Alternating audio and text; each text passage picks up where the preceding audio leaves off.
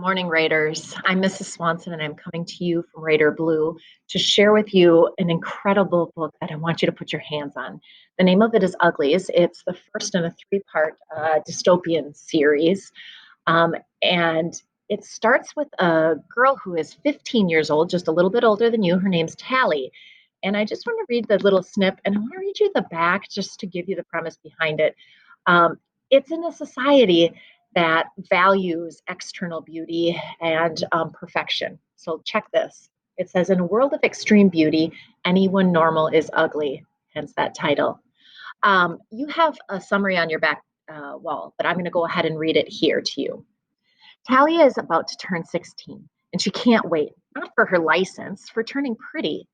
In Tally's world, your 16th birthday brings an operation that turns you from a repellent ugly into a stunningly attractive pretty and catapults you into a high-tech paradise where your only job is to have a great time. In just a few weeks, Tally will be there. But Tally's new friend, Shay, isn't sure she wants to be pretty. She'd rather risk life on the outside. When Shay runs away, Tally learns about a whole new side of the pretty world, and it isn't very pretty. The authorities offer Tally the worst choice she can imagine: find her friend and turn her in, or never turn pretty at all. The choice Tally makes changes her world forever. Now, one of Tally's really good friends prior to this already turned pretty, and they no longer can speak. Uh, this pays reference kind of to the world you're living in. As a middle school student, sometimes you have to make really difficult decisions. Which group of students to hang out with, what kind of decisions they're making. Do you agree with them?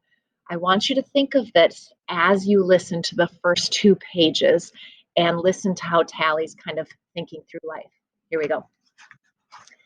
It's in three parts. Part one is turning pretty. New pretty in town. The early summer sky was the color of cat vomit. Of course, Tally thought, you'd have to feed your cat only salmon-flavored cat food for a while to get the pinks right. The scuttling clouds did look a big fishy, rippled by scales in the high-altitude wind. As the faded light, deep blue gaps of night peered through like an upside-down ocean, bottomless and cold. Any other summer, a sunset like this would have been beautiful, but nothing has been beautiful since Paris turned pretty. Losing your best friend sucks, even if it's only for 3 months and 2 days. You all are writing a personal narrative right now. That personal narrative was a setting snapshot. They took a snapshot of that setting and described it from the top down. Tally Youngblood was waiting for darkness. She could see the new pretty town through her open window.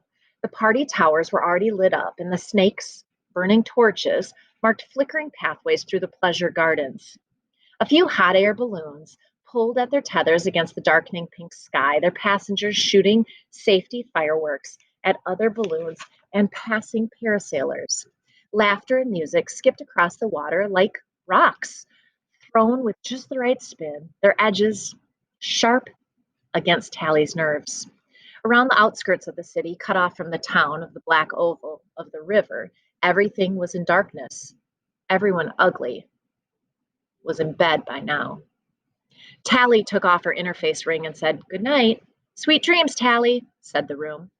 She chewed up a toothbrush pill, punched her pillows, and shoved an old portable heater, one that produced about as much warmth as a sleeping Tally-sized human being, under the covers.